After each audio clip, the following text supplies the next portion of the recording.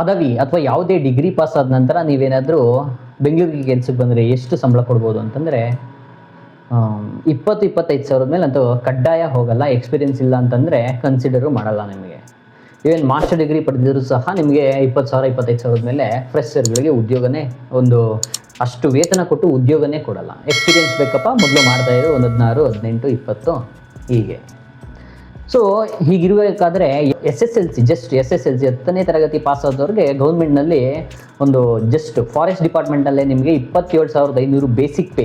ನಾನು ಹೇಳ್ತಾ ಇರೋದು ಒಟ್ಟು ವೇತನ ಅಲ್ಲ, ಬೇಸಿಕ್ ಪೇನೇ 27,500 ರೂಪಾಯಿಗಳು ಬೇಸಿಕ್ ಪೇ. ಜೊತೆಗೆ TA, DA, ಆರೋಗ್ಯದ ಸೌಲಭ್ಯ, ಹಾಗೆಯೇ ಇತರೆ ಎಲ್ಲ ಸೌಲಭ್ಯಗಳು ಸೇರಿಸಿ ನಿಮಗೆ 40-45 ಸಾವಿರ ಸಿಗುತ್ತೆ ಜಸ್ಟ್ SSLC ಪಾಸ್ ಆದವ್ರಿಗೆ. ಅಂಥ ಉದ್ಯೋಗ ಯಾವುದಾದ್ರೂ ಇದ್ದರೆ ಅದು ನಮ್ಮ ಗೌರ್ಮೆಂಟ್ ಇಲಾಖೆಗಳಲ್ಲಿ ಮಾತ್ರ. ಅದಕ್ಕೋಸ್ಕರನೇ ಗೌರ್ಮೆಂಟ್ ಉದ್ಯೋಗ ಅಂತಂದರೆ ಇತ್ತೀಚೆಗಂತೂ, ಅದರಲ್ಲೂ ಸಹ ಈ 5-10 ವರ್ಷದಿಂದ ಇತ್ತೀಚೆಗಂತೂ ಸರ್ಕಾರಿ ಉದ್ಯೋಗಗಳಿಗೆ ಓದುವವರ ಸಂಖ್ಯೆ ಹೆಚ್ಚಾಗಿದೆ. ಹಾಗೆಯೇ ಅಲ್ಲಿ ಓದಿ ತುಂಬ ಬೇಗ ಸಕ್ಸಸ್ ಪಡೆದವರು ಇದ್ದಾರೆ, ಬೇಗ ಸಕ್ಸಸ್ ಪಡೆದೇ ಇರೋರು ಸಹ ಇದ್ದಾರೆ. ಸೊ ಇವಾಗ ವಿಷಯಕ್ಕೆ ಬರೋಣ. ಆಲ್ರೆಡಿ ನೋಟಿಫಿಕೇಶನ್ ಸರ್ಕ್ಯುಲೇಷನ್ ಆಗ್ತಿರುವಂಥದ್ದು ಫಾರೆಸ್ಟ್ ವಾಚರ್, ಅರಣ್ಯ ವೀಕ್ಷಕ ಅಂತ ಹುದ್ದೆಗಳು. ಈ ಹುದ್ದೆಗೆ 27,500 ಬೇಸಿಕ್ ಪೇ ಇರೋದು. ಸೊ ಬೇಸಿಕ್ ಪೇ ಆಲ್ಮೋಸ್ಟ್ ನಿಮಗೆ ಹೋಗ್ತಾ ಎಷ್ಟಾಗುತ್ತೆ ಅಂತಂದರೆ 46,675ಕ್ಕೆ ಹೋಗಿ ನಿಲ್ಲುತ್ತೆ ಬೇಸಿಕ್ ಪೇ. ಅದ್ರ ಜೊತೆಗೆ ಭತ್ಯೆಗಳೆಲ್ಲ ಸೇರ್ಪಡೆಯಾಗಿ ನಿಮಗೆ ಇನ್ನೂ ಜಾಸ್ತಿ ಆಗುತ್ತೆ ಅಮೌಂಟು. ಇದು ಜಸ್ಟ್ SSLC ಪಾಸ್ ಆದವ್ರಿಗೆ. ಸೊ ಈ ಹುದ್ದೆಗಳಿಗೆ ಈಗ ನೋಟಿಫಿಕೇಷನ್ನ ಹೊಳಿಸಿ ವೃತ್ತವಾರು ನೀವು ನೇಮಕಾತಿ ಪ್ರಕ್ರಿಯೆಗಳನ್ನು ಕೈಗೊಳ್ಳಿ ಅಂತೇಳಿ ಎಲ್ಲ ಅರಣ್ಯ ವೃತ್ತದ ಅಧಿಕಾರಿಗಳಿಗೆ ಆದೇಶವನ್ನು ತಲುಪಿಸಿದ್ದಾರೆ ಕರ್ನಾಟಕ ಫಾರೆಸ್ಟ್ ಇಲಾಖೆನವರು. ಸೊ ಅಂದರೆ ಮುಖ್ಯ ಕಾರ್ಯದರ್ಶಿ, ಅಧೀನ ಕಾರ್ಯದರ್ಶಿ ಯಾರಿರ್ತಾರೋ ಅವರ ಆದೇಶ ತಲುಪಿದೆ ಇವಾಗ. ಈ ಹುದ್ದೆಗಳಿಗೆ ಅಧಿಸೂಚನೆಯನ್ನು ಕರಡು ಅಧಿಸೂಚನೆಯನ್ನು ಸಿದ್ಧಪಡಿಸಿ ಜುಲೈ 20ರೊಳಗಡೆ ನೀವು ಸಿದ್ಧಪಡಿಸಿ ನೀವು ಸಾರ್ವಜನಿಕ ವಲಯಕ್ಕೆ ಕರಡು ಅಧಿಸೂಚನೆಗೆ ಆಕ್ಷೇಪಣೆಗಳೇನಾದರೂ ಇದ್ದರೆ ಸಲ್ಲಿಸೋದಕ್ಕೆ ಅವಕಾಶ ಕೊಡಬೇಕು ಅಂತ ಹೇಳಿ ಆದೇಶ ಹೊರಡಿಸಲಾಗಿದೆ. ಸೊ ಈ ಹುದ್ದೆಗಳಿಗೆ ಅಧಿಕೃತವಾಗಿ ಒಟ್ಟಾರೆ ಕರ್ನಾಟಕ ರಾಜ್ಯದಾದ್ಯಂತ 750 ಡೈರೆಕ್ಟ್ ರಿಕ್ರೂಟ್ಮೆಂಟ್ ಹುದ್ದೆಗಳು, ನೇರ ನೇಮಕಾತಿ ಹುದ್ದೆಗಳು ಪ್ಲಸ್ 25 ಬ್ಯಾಕ್ಲಾಗ್ ಹುದ್ದೆಗಳು ಸೇರಿ 775 ಹುದ್ದೆಗಳು ಒಟ್ಟಾರೆ ಇರೋದು. ಸೊ ಈ ಹುದ್ದೆಗಳಿಗೆ ನೀವು ಆಗಸ್ಟ್ 1ರಿಂದ ಸಲ್ಲಿಸಲಿಕ್ಕೆ ಅವಕಾಶ ಇದೆ. ಆಗಸ್ಟ್ 31ರ 11 ಗಂಟೆ 59 ನಿಮಿಷದವರೆಗೆ ಅರ್ಜಿ ಸಲ್ಲಿಸಲಿಕ್ಕೆ, ಆನ್ಲೈನ್ ಮೂಲಕ ಅರ್ಜಿ ಸಲ್ಲಿಸಲಿಕ್ಕೆ ಅವಕಾಶ ಇರುತ್ತೆ. ಈ ಹುದ್ದೆಗಳ ಬಗ್ಗೆ ಯಾವ್ಯಾವ ವೃತ್ತದಲ್ಲಿ ಎಷ್ಟು ಹುದ್ದೆಗಳಿದಾವೆ, ಹಾಗೆಯೇ ಅರ್ಜಿ ಸಲ್ಲಿಸಲಿಕ್ಕೆ ವಿದ್ಯಾರ್ಹತೆಗಳೇನು, ಜಸ್ಟ್ SSLC ಮಾತ್ರನಾ, EOS ಅಂತ ಹೇಳ್ಬಿಟ್ಟು ಅಥವಾ NIOS ಅಂತೇಳಿ ಸರ್ಟಿಫಿಕೇಶನ್ ಪಡೆದಿರ್ತೀವಿ, CBSEನಲ್ಲಿ ICSEನಲ್ಲಿ ಓದಿರ್ತೀವಿ, ನಾವು ಅರ್ಜಿ ಸಲ್ಲಿಸಲಿಕ್ಕೆ ಅರ್ಹರ ಅಂತೇಳಿ ಕೆಲವ್ರಿಗೆ ಇರುತ್ತೆ. ಇನ್ನು ಕೆಲವರು ಪ್ಲ್ಯಾನ್ ಹೇಗಿರುತ್ತೆ ಅಂತಂದರೆ, ನಾನು SSLC ಓದಿರೋದು ಸಾಕಪ್ಪ, ಮೊದಲು ಗೌರ್ಮೆಂಟ್ ಕೆಲಸ ಅಂದರೆ ಉದ್ಯೋಗ ಭದ್ರತೆಯನ್ನು ತಗೊಂಡು ಆಮೇಲೆ ಬೇಕಾದರೆ ದೂರ ಶಿಕ್ಷಣದಲ್ಲಿ ಓದ್ಕೊಂಡು ನಾನು ಬೇಕಾದರೆ ಪರೀಕ್ಷೆ ಪಾಸ್ ಮಾಡಿಕೊಂಡು ಮುಂದಿನ ಹಂತಕ್ಕೆ ಹೋಗ್ಬೋದು. ಉದ್ಯೋಗ ಭದ್ರತೆ ನನಗೆ ಇಂಪಾರ್ಟೆಂಟು ಅನ್ನೋರು ಬೇಕಾದರೆ ಅರ್ಜಿನ ಸಲ್ಲಿಸ್ಕೊಂಡು ಈ ಹುದ್ದೆಗೆ ಆಯ್ಕೆಯಾಗಿ ಸಂಬಳನೂ ಪಡಿತಾ, ಜೊತೆಗೆ ಓದ್ಕೊಂಡು ದೂರ ಶಿಕ್ಷಣದಲ್ಲಿ ಡಿಗ್ರಿಗಳನ್ನೂ ಪಡ್ಕೊಂಡು, ಈ ಡಿಗ್ರಿಗಳಾದ ಮೇಲೆ ಪ್ರಮೋಷನ್ನು ಪಡ್ಕೊಂಡು ಕರ್ನಾಟಕ ಫಾರೆಸ್ಟ್ ಡಿಪಾರ್ಟ್ಮೆಂಟಲ್ಲಿ ಯಾವ ಹುದ್ದೆಗೆ ಬೇಕಾದರೂ ಹೋಗ್ಬೋದು. ನಂತರ ಯೂನಿವರ್ಸಿಟಿ ತೊಗೊಂಡು ಪರೀಕ್ಷೆ ಬರೆದು ಬೇರೆ ಯಾವ ಹುದ್ದೆಗೆ ಬೇಕಾದರೂ ಹೋಗ್ಬೋದು. ಅದರಲ್ಲಿ ಯಾವುದೇ ಡೌಟ್ ಇಲ್ಲ. ಸೊ ಅದರಿಂದ ಬನ್ನಿ, ಯಾವ್ಯಾವ ಋತುದಲ್ಲಿ ಎಷ್ಟೆಷ್ಟು ಹುದ್ದೆಗಳಿದ್ದಾವೆ, ಹಾಗೆಯೇ ಆಯ್ಕೆ ಪ್ರಕ್ರಿಯೆ ಹೇಗಿರುತ್ತೆ, ಆಯ್ಕೆ ಪ್ರಕ್ರಿಯೆ ಕಂಪ್ಲೀಟ್ ಡೀಟೇಲ್ಸ್ ಹೇಳಲ್ಲ, ಆಯ್ಕೆ ಪ್ರಕ್ರಿಯೆ ಹಂತಗಳು ಮಾತ್ರ ನಾನು ಟಚ್ ಕೊಟ್ಟು ಈ ವಿಡಿಯೋನ ಮುಗಿಸ್ತೀನಿ. ಸೊ ಬನ್ನಿ ನೋಡೋಣ. ಹಾಗಿದ್ರೆ 750 ಪ್ಲಸ್ 25 ಹುದ್ದೆಗಳ ಬಗ್ಗೆ ಮೊದಲಿಗೆ ನೋಡೋಣ, ಯಾವ ಋತುದಲ್ಲಿ ಎಷ್ಟು ಹುದ್ದೆಗಳಿದ್ದಾವೆ ಅಂತೇಳಿ. ನೀವು ಸ್ಕ್ರೀನ್ ಮೇಲೂ ಸಹ ಟೇಕ್ ಎ ಗ್ಲಾನ್ಸ್.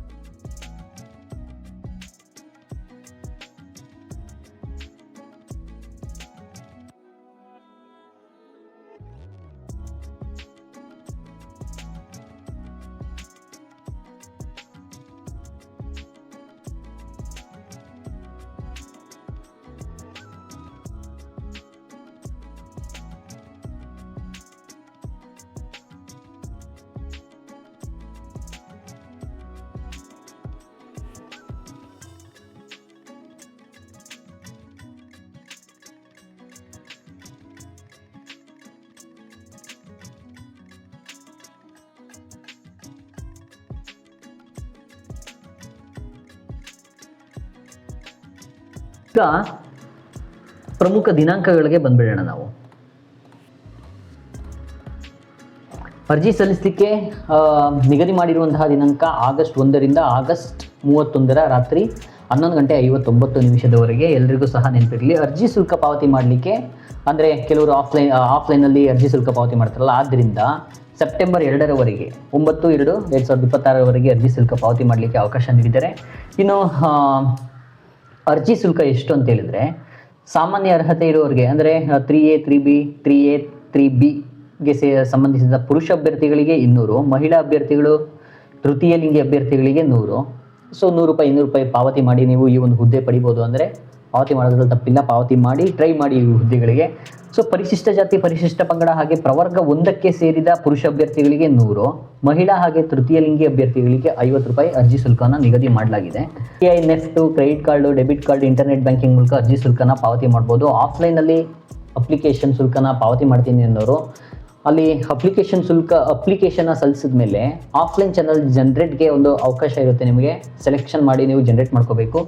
ಅದನ್ನು ತೊಗೊಂಬಂದು ನೀವು ಭರ್ತಿ ಮಾಡಿ ಸ್ಟೇಟ್ ಬ್ಯಾಂಕ್ ಆಫ್ ಇಂಡಿಯಾ ಅಥವಾ ಕೆನರಾ ಬ್ಯಾಂಕ್ ಅಥವಾ ಯೂನಿಯನ್ ಬ್ಯಾಂಕ್ ಆಫ್ ಇಂಡಿಯಾ ಅಥವಾ ಸೆಂಟ್ರಲ್ ಬ್ಯಾಂಕ್ ಆಫ್ ಇಂಡಿಯಾದಲ್ಲಿ ಯಾವುದೇ ಶಾಖೆಯಲ್ಲಿ ನೀವು ಅರ್ಜಿ ಶುಲ್ಕನ ಪಾವತಿ ಮಾಡ್ಬೋದಾಗಿರುತ್ತೆ.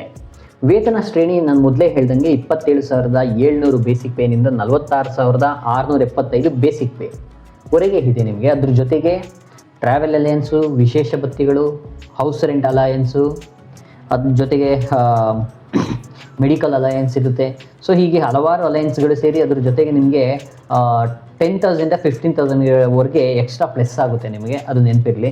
ವಿದ್ಯಾರ್ಹತೆ ಏನು ಅನ್ನೋದನ್ನು ನೋಡೋದಾದರೆ SSLC, ನಮ್ಮ ಕರ್ನಾಟಕ ಪ್ರೌಢ ಶಿಕ್ಷಣ ಮಂಡಳಿ ಒಂದು ಕರ್ನಾಟಕ ರಾಜ್ಯ ಸ್ಟೇಟ್ ಬೋರ್ಡ್ ಓದಿರೋರು SSLC, ಅಥವಾ ICSE ಅಥವಾ CBSE ಓದಿರೋರು, 10ನೇ ತರಗತಿ ಓದಿರೋರು, ಹಾಗೆಯೇ NIOS ಸರ್ಟಿಫಿಕೇಟನ್ನು ತೊಗೊಂಡಿರೋರು, ಅಥವಾ ಒಂದು ಕರ್ನಾಟಕ ಪ್ರೌಢ ಶಿಕ್ಷಣ ಪರೀಕ್ಷಾ ಮಂಡಳಿ ನಡೆಸುವಂತಹ ಪ್ರೌಢ ಶಿಕ್ಷಣ ಮಟ್ಟದ ಕೋರ್ಸ್ KOS ಸರ್ಟಿಫಿಕೇಟ್ ಆಗಿರ್ಬೋದು. ಸೊ ಇದ್ಯಾವುದೇ ಓದಿರೋ ಜೊತೆಗೆ ನಮ್ಮ ಕರ್ನಾಟಕದ ಅಭ್ಯರ್ಥಿಗಳು ಕೆಲವರು ಕಾರಣಾಂತರಗಳಿಂದ ಬೇರೆ ರಾಜ್ಯಗಳಲ್ಲಿ ಒಂದು ಓದಿರ್ತೀರ, 10ನೇ ಕ್ಲಾಸ್ ಎಜುಕೇಷನ್ ಪಡೆದಿರ್ತೀರ. ಆದರೆ ನೀವು ಕರ್ನಾಟಕ ಮೂಲದವರೇ ಅಂತ ಇಟ್ಕೊಳ್ಳಿ.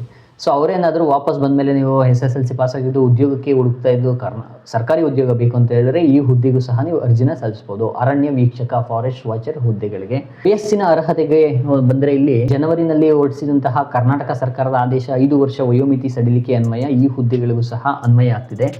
ಆದ್ದರಿಂದ ಜನರಲ್ ಕ್ಯಾಟಗರಿಗೆ ಬರುವಂತಹ ಸಾಮಾನ್ಯ ಅಭ್ಯರ್ಥಿಗಳು ಗರಿಷ್ಠ 30, 3A 3B 2A 2B ಅಭ್ಯರ್ಥಿಗಳು ಅಂದರೆ OBC ವರ್ಗದವರು, OBCಗೆ ಸೇರಿದಂಥವರು 32 ವರ್ಷದವರೆಗೆ, ಹಾಗೆಯೇ ಪರಿಶಿಷ್ಟ ಜಾತಿ, ಪರಿಶಿಷ್ಟ ಪಂಗಡ ಪ್ರವರ್ಗ 1 33 ವರ್ಷದವರೆಗೆ ಅರ್ಜಿ ಸಲ್ಲಿಸಲಿಕ್ಕೆ ಅವಕಾಶ ಇರುತ್ತೆ. ಇಲ್ಲಿ ನೇಮಕಾತಿ ವಿಧಾನದಲ್ಲಿ ಪ್ರಮುಖವಾಗಿ ನೀವು ತಿಳ್ಕೊಬೇಕಾಗಿರೋದು, ಈ ಹುದ್ದೆಗಳಿಗೆ ಎಷ್ಟೇ ಅರ್ಜಿಗಳು ಬಿದ್ದರೂ ಸಹ ಏನು ಮಾಡ್ತಾರೆ ಕರ್ನಾಟಕ ಫಾರೆಸ್ಟ್ ಡಿಪಾರ್ಟ್ಮೆಂಟ್ ಅವರು ಅಂತಂದರೆ, SSLCನಲ್ಲಿ ಪಡೆದಂತಹ ಅಂಕಗಳ ಆಧಾರದ ಮೇಲೆ ಒಂದು ಹುದ್ದೆಗೆ 20 ಅಭ್ಯರ್ಥಿಗಳಂತೆ ಒಂದು ಶಾರ್ಟ್ ಲಿಸ್ಟ್ ಮಾಡಿಕೊಂಡು ಆ ಅಭ್ಯರ್ಥಿಗಳಿಗೆ ಕ್ರಮವಾಗಿ PST, PET, PET ಈ ಒಂದು ಪರೀಕ್ಷೆಗಳನ್ನು ನಡೆಸಿ ನಂತರದಲ್ಲಿ ಅಂತಿಮ ಆಯ್ಕೆ ಪಟ್ಟಿಯನ್ನು ಸಿದ್ಧಪಡಿಸೋದು. PST ಅಂದರೆ ಶಾರೀರಿಕ ಮಾನದಂಡದಲ್ಲಿ ಅರ್ಹತೆ ಪಡೆದವ್ರಿಗೆ ನೆಕ್ಸ್ಟು ದೈಹಿಕ ತಾಳ್ವಿಕ ಪರೀಕ್ಷೆಗೆ ಒಂದು ಅವಕಾಶ ನೀಡುವಂಥದ್ದು. ಅದರಲ್ಲೂ ಸಹ ಒಂದು ಅರ್ಹತೆ ಪಡೆದವ್ರಿಗೆ ನೆಕ್ಸ್ಟು ದೈಹಿಕ ಕಾರ್ಯ ಸಮರ್ಥತೆಗೆ ಒಂದು ಸಮರ್ಥತೆ ಪರೀಕ್ಷೆಗೆ ಅವಕಾಶ ನೀಡೋದು. ಅರ್ಹತಾ ಪಟ್ಟಿಯನ್ನು ಈ ಒಂದು ಆಧಾರದ ಮೇಲೆ ಒಂದು ನೇಮಕಾತಿ ಮಾಡಲಿಕ್ಕೆ ಆಯ್ಕೆ ಮಾಡುವಂಥದ್ದು. ಹಂತವಾಗಿ ಯಾರೆಲ್ಲ ಅರ್ಹತೆ ಪಡಿತಾರೋ ಒಂದೊಂದು ಪರೀಕ್ಷೆಯಲ್ಲಿ ಅವರನ್ನು ಮುಂದಿನ ಹಂತಕ್ಕೆ ಮಾತ್ರ ಸೆಲೆಕ್ಟ್ ಮಾಡಿ ಆಯ್ಕೆ ಮಾಡುವಂಥದ್ದು. PST, PET, PETನಲ್ಲಿ ಯಾವ್ಯಾವ ಒಂದು ಪರೀಕ್ಷೆಗಳು ಇರ್ತವೆ ಅಂತೇಳಿ ಮತ್ತೊಂದು ವಿಡಿಯೋದಲ್ಲಿ ನಾನು ಸಂಪೂರ್ಣವಾಗಿ ಮಾಹಿತಿನ ತಿಳಿಸ್ಕೊಡ್ತೀನಿ. ನೋಡ್ತಾ ಇರಿ ನೀವು ನಮ್ಮ ಗುರುಕುಲ ಯೂಟ್ಯೂಬ್ ಚಾನಲ್ನ. ಸೊ ಅದು ಬಿಟ್ಟು ಪ್ರಮುಖವಾಗಿ ನಾನು ಹೇಳಬೇಕಾದಂತಹ ಮಾಹಿತಿಗಳನ್ನ ಮಾತ್ರ ಹೇಳಲಿಕ್ಕೆ ಹೋಗ್ತೀನಿ. ಈ ಹುದ್ದೆಗಳಿಗೆ ಇನ್ನೂ ಅರ್ಜಿ ಸ್ವೀಕಾರ ಆರಂಭ ಆಗಿಲ್ಲ. ಆದರೆ ಜುಲೈ 20 ಕರಡು ಅಧಿಸೂಚನೆ ಒಂದು ಸಿದ್ಧತೆ ಆಗುತ್ತೆ. ಅದಾದ ನಂತರ ನಿಮಗೆ ಆಗಸ್ಟ್ 1ನೇ ತಾರೀಕಿಂದ ಅರ್ಜಿ ಸಲ್ಲಿಸಲಿಕ್ಕೆ ಅವಕಾಶ ಆಗುವಂತೆ ನೋಟಿಫಿಕೇಷನ್ನ ಕರ್ನಾಟಕ ಫಾರೆಸ್ಟ್ ಡಿಪಾರ್ಟ್ಮೆಂಟ್ನ ಒಂದು aranya.gov.in ಅಧಿಕೃತ ಅಧಿಸೂಚನೆ ಬಿಡುಗಡೆಯಾಗುವಂಥದ್ದು. ಅರ್ಜಿ ಲಿಂಕನ್ನು ಸಹ ಅದೇ ವೆಬ್ಸೈಟ್ನಲ್ಲಿ ನಿಮಗೆ ನೀಡಲಾಗುತ್ತೆ. ಲೇಟೆಸ್ಟ್ ಮಾಹಿತಿಗಳು ಏನೇ ಬಂದರೂ ಸಹ ಅಪ್ಡೇಟ್ ಮಾಡ್ತಾ ಇರ್ತೀನಿ. ಸೊ ಮತ್ತೆ ಸಿಗೋಣ ಮುಂದಿನ ಶಿಕ್ಷಣ ಹಾಗೆ ಉದ್ಯೋಗಕ್ಕೆ ಸಂಬಂಧಿಸಿದಂತಹ ಮಾಹಿತಿಯೊಂದಿಗೆ. ಸೊ ನಿಮಗೇನಾದ್ರು ಡೌಟ್ಸ್ ಇದ್ದರೆ ಈ ಒಂದು ಉದ್ಯೋಗಗಳ ಬಗ್ಗೆ ಕಮೆಂಟ್ನಲ್ಲಿ ನೀವು ಕಮೆಂಟ್ನಲ್ಲಿ ಪ್ರಶ್ನೆಗಳನ್ನು ಕೇಳ್ಬೋದು. ನಾನು ಖಂಡಿತ ಉತ್ತರ ನೀಡುವ ಪ್ರಯತ್ನ ಮಾಡ್ತೀನಿ. ಮತ್ತೆ ಸಿಗೋಣ. ಧನ್ಯವಾದಗಳು. ಬಾಯ್ ಬಾಯ್.